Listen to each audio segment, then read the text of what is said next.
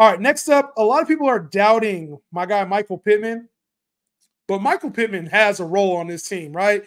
And everybody's excited about A.D. Mitchell. We heard Shane Steichen talking about Alec Pierce. Obviously, the team has Josh Downs that they've invested in last season, third-round pick. So bunch of good weapons for AR-15 this year, but the main guy is Michael Pittman. And he had 2 touchdowns with Anthony Richardson in those first 3 games he played last year. So I don't doubt that Michael Pittman's going to have every opportunity to get touchdowns. Whether he gets the yardage he got under Minshew, I'm not sure. But I know that Anthony Richardson is going to take some shots with him in the red zone. So I love Michael Pittman here. I think he's being disrespected a little too much. We're all anticipating it. You know, not we are all, but a lot of analysts in the community is expecting Anthony Richardson to struggle as a passer. It's not his rookie year anymore. It's a second season in the offense. And Shane Steichen's going to get that thing under control. So I trust Anthony Richardson to be a 3,500 to 4,000 yard passer. Michael Pittman is the lead receiver on the team. He'll be the beneficiary of it. All right, next up, another controversial name that should not be a controversial name. Stefon Diggs belongs in this category, right? Now, a lot of people don't like Stefon Diggs for whatever reason. They think that he had a bad second half of the year, when if we look at the first half of the season, he was elite. He still finished as a top 10 receiver last year. So to hate on Diggs to me doesn't seem right when he's going to be playing indoors. That Buffalo second half was a lot of weather-based. Tough defenses there in the AFC East. Things are a little bit lighter in the AFC South, and you go to a team that has other weapons to take coverage away with Nico Collins and Tank Dell, Dalton Schultz. So to me, we saw what Noah Brown was in this offense. Imagine what Stefon Diggs is going to be in this offense. I'll take him all day, seeing as he was a top 10 guy last year. And I think I probably, to be honest, when we look back, I probably will have Stefon Diggs a little too low. All right, a couple more here in this category. Like I said, this is probably one of the bigger categories. I think Cooper Kupp belongs in this category as well. How do you guys feel about that? A lot of people were down on Cooper Kupp after last season, but when he played, when he was healthy and when Matt Stafford played, he was still a starting wide receiver 1 for our team. It was the injuries that made us think, maybe Cooper Kupp's not elite anymore. It's the injuries that have his draft stock outside of the top 20. When Cooper Kupp plays in this offense season, he's the 1 or 2, however you want to put it. They're 1A and 1B under with Matt Stafford there. 1A, 1B. He can support both. I think Cooper Kupp is going to have a rebound season, especially if he can stay healthy. That's the caveat with him. That's the only reason he's not higher. To be honest, he would be at the top of this tier right here, maybe even right here. He'd probably be at the top of this tier if we knew he was going to be healthy coming into the season. That's what I would say. I think Cooper Kupp would be a top 7 to 8 pick at receiver. He'd be a top 7 to 8 receiver if we knew he was going to be healthy. All right, and then the last person in this tier. I know I'm probably going to piss some people off with this. The last person I have in this tier, Chris Olave. Now, I know what Chris Olave is, and a lot of people are excited about Clint Kubiak's new system coming in there. Obviously, focus on the run game under Kubiak, but then, you kind of see a little bit of improvement out of Olave. It's just he kind of is who he is at receiver, in my opinion. And I don't really see a whole lot of volume out of Derek Carr. I don't see a whole lot of changing in Chris Olave's role.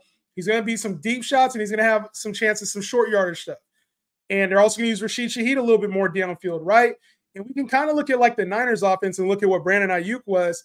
Brandon Ayuk wasn't heavily targeted. I think Olave gets more targets than that, but is he going to be as efficient as Brandon Ayuk, who I think is a better complete receiver than Chris Olave? So under Clint Kubiak, who is from the Niners system, if we expect a Brandon Ayuk type-ish role for Chris Olave, we're probably going to see somewhere around the 110, 120 target marker. He's going to be around 80 catches. It's not going to be this thing where Chris Olave is catching 100 balls. He's not going to be this thing where he's catching 10 touchdowns. Maybe it's a slight improvement on the yardage. Maybe it's a slight improvement on the receptions. But the ceiling is why I have Chris Olave down here. I think he's a back-end wide receiver 1, high-end wide receiver 2 at best. Whereas some of these guys, I think, have higher ceilings. That's it for my wide receiver 1, wide receiver 2s. How y'all feeling about that? How y'all feeling about that?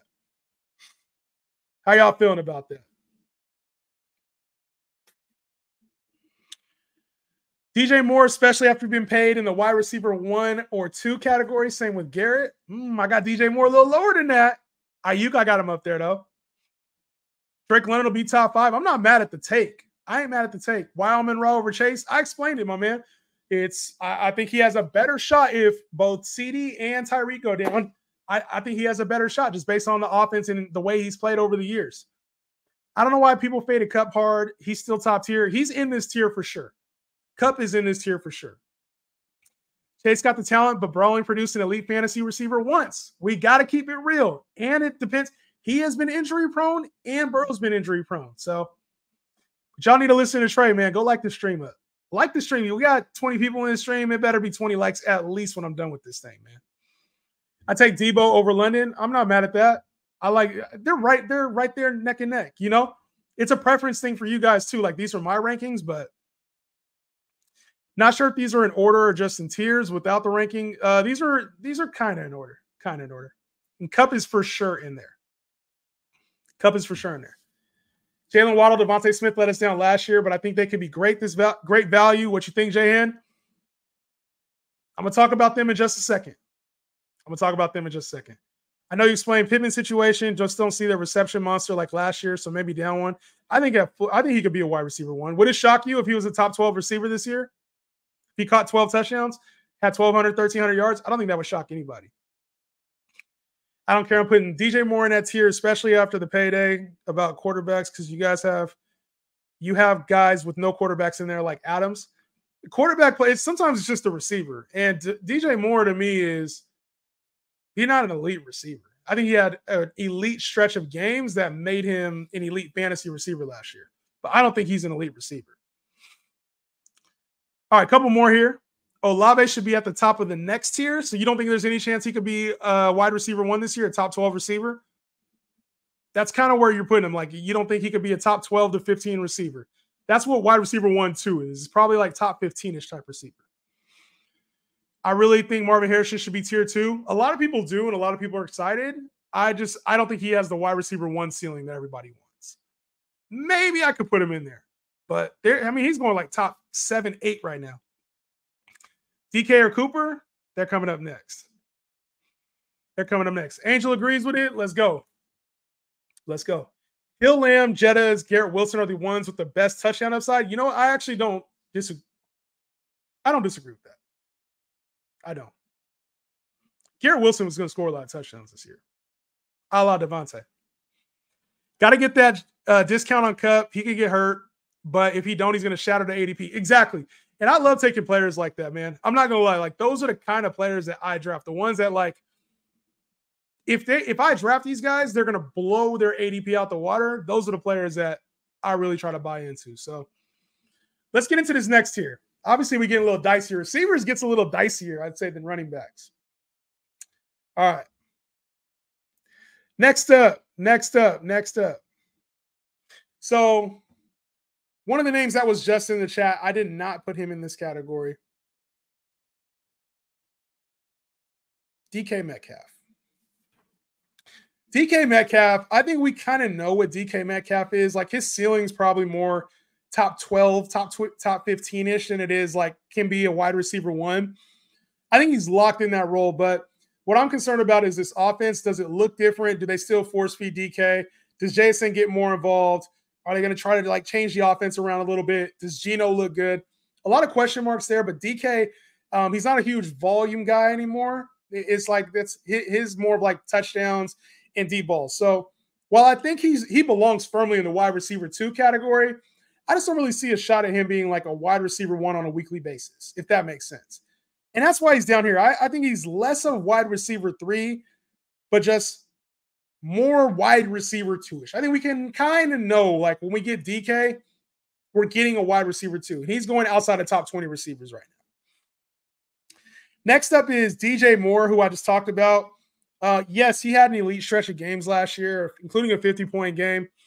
And he got paid. I know he got the contract, but he also only got, $26 million a year, $27 million a year, something like that. It wasn't big money. So the contract doesn't, like, take me over the edge. It's not like he got paid as a top 5 receiver. But the team also has Keenan Allen. The team also drafted Rome Odunze. The team also has a rookie quarterback. So there's a lot of changes coming to this offense. And so I think he could be a good yak guy, but is he going to be a consistent guy that sees another top 12, top 10 wide receiver season? I don't see that. I think I'd rather have every single player that I put ahead of him. And that's why he belongs in this tier. I think firmly he's in the wide receiver 2 cap conversation on a weekly basis. There will be wide receiver 1 weeks with DJ Moore, but there will also be wide receiver 3 and flex weeks with DJ Moore, if that makes sense as well. So although I think DJ Moore is a good player, I just don't think he's among the elites when it comes to these receivers. And then next up, obviously, probably going to miss on this one, Marvin Harrison. And this is just playing the floor more than it is trying to down talk the man. I think Marvin Harrison is going to be a phenomenal football player, probably one of the best receivers, if not the best receiver in the league here very soon. I don't doubt that. What I am doubting is his ADP right now and where he is going. If you want to take him and put him in this category, that means for sure you think he's going to be back in wide receiver 1, high end wide receiver 2. I'm not mad at the take. I just think I'm more comfortable putting him in a wide receiver 2 tier. And if he had 1,100, 1,200 yards, to me, that's a really good season. We've been spoiled with wide receiver play over the years. And although Kyler likes his guys, he's been a 3,500-yard passer most of his career. He had the one season with D-Hop where he went crazy, where D-Hop went crazy for 1,400 yards, and that was with a prime DeAndre Hopkins. So I'll say this. I think Marvin can be great. I think he will be great. This year, it wouldn't surprise me to see some learning curve in there, and maybe during the second half of the year, we see wide receiver 1 Marvin Harrison, which is what people are banking on. But it wouldn't shock me to see a couple cornerback matchups, a couple struggles throughout the year for Harrison where he has a couple dud games or the coverage gets to him. It's the NFL. It's a little different. So Marvin Harrison down here in this tier, I understand, probably one of my bigger fades, but this is where I got him tier-wise. It would not shock me to see him in this range, but I'm going to tier him down here for now. All right, next up, no matter how I do this list, it's going to be disrespect or feel like disrespect. Nico Collins, who was a top 12 guy last year, down here in the wide receiver 2, 3 tier. I think he's the second receiver here on this Texans team. Obviously, they went and got Stefon Diggs this offseason. We talked about him. I have him as the lead dog on his team. But if you believe in Nico Collins, then you could probably switch these two. But I think he's a tier break. I think he's in the wide receiver 2 category and will probably be a wide receiver 3 on some weeks when Schultz, Joe Mixon, Tank Dell get a little bit more involved. But this is already going to be a tough situation to monitor throughout the year when it comes to Diggs, Collins, and Tank Dell. So I like his draft spot. I like his draft spot here for me, his ranking for me. I don't like where he's going right now, and he's going up here in this range. To me, it's a little early. If you believe in Nico, that's fine. But I would still tier him down closer to this range than up at the top.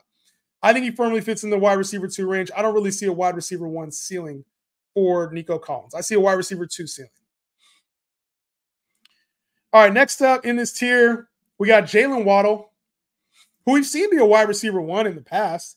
It's just this offense, he's dealt with injuries, and this offense is going to go through Tyreek Hill at a major scale.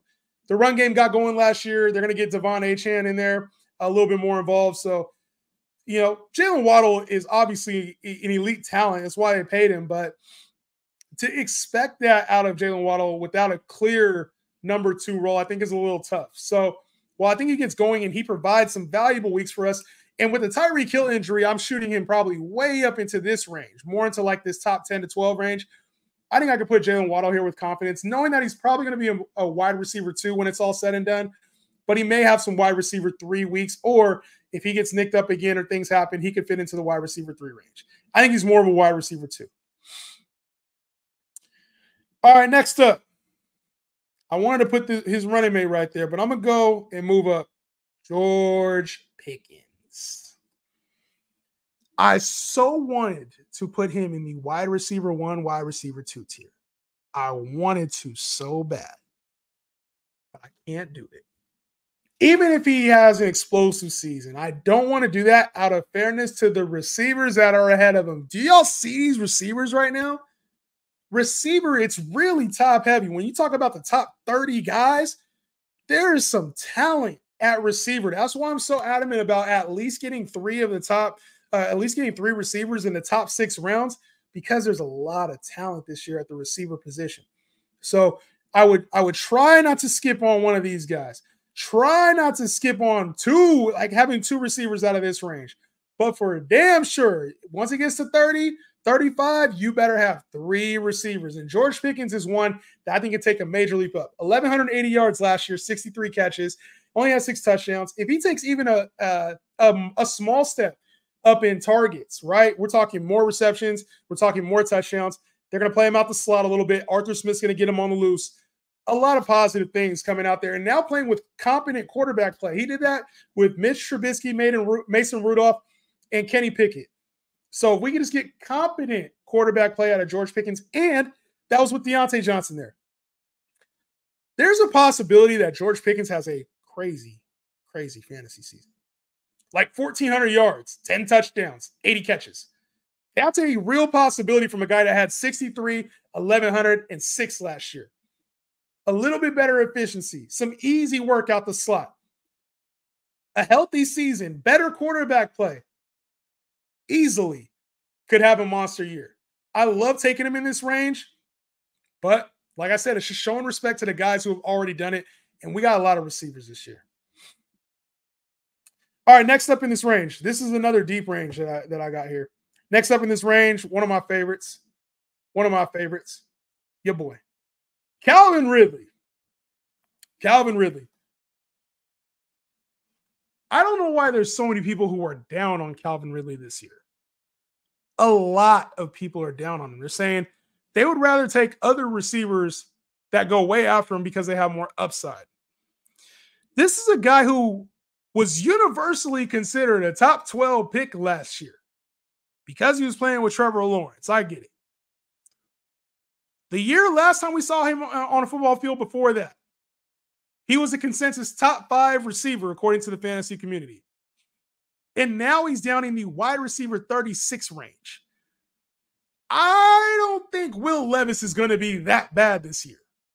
Like, you would have to have Will Levis be at 2,500 yard levels in order for Calvin Ridley just not to even have a 1,000-yard floor. Imagine Will Levis throws for 3,500 yards with just him, D-Hop, and Tyler Boyd. Calvin Ridley's going to be a 1,300-yard guy next year. He stays healthy, he's going to be a 1,300-yard guy. Will Levis throws 20 touchdowns. 8 of those at least are going to Calvin Ridley. They're talking about using him like Jamar Chase. I'm excited about Calvin Ridley. I think he has good potential here in the wide receiver 2-3 range. I don't really see a wide receiver 1 type ceiling, but to me, he's a locked-in wide receiver 2. Next up on this in this tier, Devontae Smith. Now, this is another guy, man. I would love to put him higher. Last year, I was higher on Jalen Waddle and Devontae Smith, but these wide receiver 2s, man, it's tough to put him up there when you got the talent that's going ahead of him, right? Like, I try to figure out where would I move Devontae Smith over, and it's like I would have to be disrespecting some major talent here to put him ahead of him. He also got paid this offseason. Probably should be a 1,000-yard guy. He doesn't really have the volume that I'm anticipating when it comes to, receptions and touchdowns. So I'll put him down here. I think he's probably going to be a wide receiver 2, wide receiver 3, but I think this is a really good spot to put him, similar to Jalen Waddle. And he has upside, I think, if A.J. Brown were to go down. But before that, I think he's kind of limited and will be a little inconsistent for our team. So I like Devontae Smith. He's in the wide receiver 2, wide receiver 3 tier. All right, and then a few more. We have a few more in this range, and then I'm going to cut it off because I think there's some other guys that could go in this range, but I'm going to cut it off.